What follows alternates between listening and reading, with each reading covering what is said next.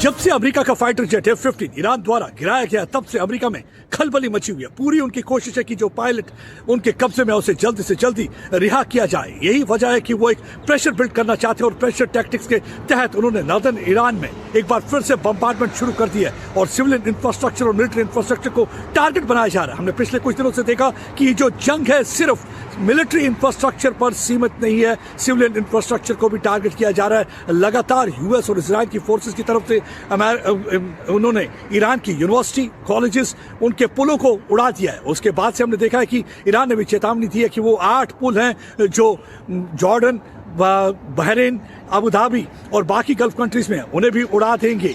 और उसके बाद से हमने देखा है कि किस तरीके से लगातार कार्रवाई की जा रही है। उनका यह भी कहना है कि हम इकॉनमी को हिट करने की कोशिश करेंगे और उन्होंने बसरा में जो फॉरेन ऑयल रिफाइनरीज हैं उनको टारगेट किया, वहां पे आग की लपटें नजर आ रही हैं। यही सब चीजें मद्देनजर रखते हुए अमेरिका और इजराइल ने भी कार्रवाई तेज कर दी है और नॉर्दर्न ईरान में इस वक्त धमाकों की आवाज सुनाई दे रही है। इस वक्त एक डर और खौफ का माहौल वहां पे फैला हुआ है क्योंकि अमेरिका ने कहा है कि वो उन्हें तब तक ऐसे बम्बार्डमेंट करते रहेंगे जब तक वो डील नहीं साइन करते। और डील यही है कि स्ट्रेट ऑफ हॉर्मुज से उनका कब्जा हटना चाहिए कि आराम से जो है ऑयल और गैस लेकर वहां से शिप की मूवमेंट हो सके। और यहां पे इस समय काफी परेशानी का माहौल बना हुआ है क्योंकि चाहे हम बात करें इजराइल की बात करें, चाहे हम बात लेबनान की करें, चाहे हम बात किसी और खाड़ी देश की करें, तो लगातार हमने देखा है कि धमाकों की आवाज सुनाई दे रही है। एक तरफ वार किया जा रहा है, दूसरी तरफ ईरान की तरफ से पलटवार किया जा रहा है। टेल अवीव के इलाके को तीसरे दिन लगातार निशाना बनाया गया और यहां पे एक बैलिस्टिक मिसाइल दागा गया जिस पे क्लस्टर म्यूनिशन का इस्तेमाल करके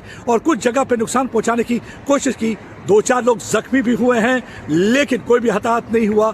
लगातार उनकी कोशिश है कि यहाँ पे कुछ ना कुछ नुकसान पहुंचाया जाए और दूसरी तरफ अपने प्रॉक्सीज को भी इस्तेमाल किया जा रहा है, हूथीज और हिजबुल्लाह को भी इजराइल को टारगेट करने के लिए। ईरान की तरफ से चेतावनी है कि इस बार वो उनकी इकॉनमी को हिट करेंगे और उन्होंने कह दिया खाड़ी के मुल्कों को जो भी कोई पनाह दे रहा है यूएस की फोर्सेज को और या अपनी एयरबेस सेट करने के लिए उन्हें जमीन दे रहा है, उन्हें चाहिए कि यूएस की फोर्सेज को वहां से निकाल देना, नहीं तो उनको इसका खमियाजा भुगतना पड़ेगा। और दूसरी और वही साफ कर दिया अमेरिका और इजराइल ने कि उनके जो एक्शन है ईरान के खिलाफ वो चलती रहेगी और तब तक वो एक्शन करते रहेंगे जब तक ईरान अपने घुटनों पर नहीं आ जाता। और एक बड़ी खबर मिल रही है कुवैत से, जहां अमेरिका का लड़ाकू हेलीकॉप्टर को तबाह कर दिया गया है। ईरान के हमले में चिनूक हेलीकॉप्टर तबाह हुआ है।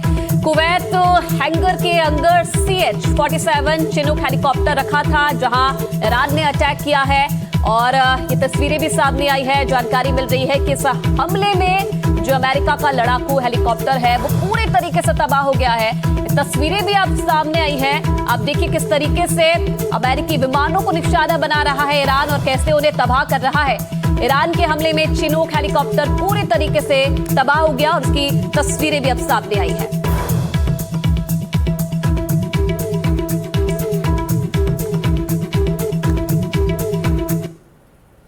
और महायुद्ध से जुड़ी खबरें आगे भी आपको दिखाएंगे, लेकिन उससे पहले देख लेते हैं इस वक्त की हेडलाइंस। युद्ध में अमेरिकी वायुसेना को कई बड़े झटके। ईरान ने F-15 विमान मार गिराया, एक पायलट बचाया गया, एक की तलाश जारी। 2 रेस्क्यू हेलीकॉप्टर पर भी फायरिंग की खबर। वॉर्थोग फाइटर जेट को भी मार गिराने का ईरान ने किया दावा। देर रात ईरान के मिसाइल हमलों से दहला इजरायल। तेल अवीव समेत कई शहरों में की भीषण बमबारी। हमले में कई इमारतें हुई तबाह, किसी के हताहत होने की खबर नहीं। केरल के मल्लपुरम में कांग्रेस सांसद शशि थरूर के काफिले को रोका गया। सुरक्षा कर्मी के साथ धक्का मुक्की की भी खबर। पुलिस ने दर्ज किया मामला, 3 आरोपियों को लिया हिरासत में।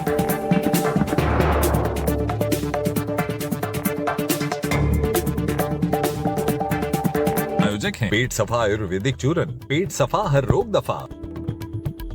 जालिम हुकूमत घुटनों पे आएगा और ईरान की फतह नसीब होगी। दहशतगर्द अमेरिका और इजराइल है, इन दोनों ने छेड़ा है। ईरान इनको दोनों को छोड़ेगा नहीं।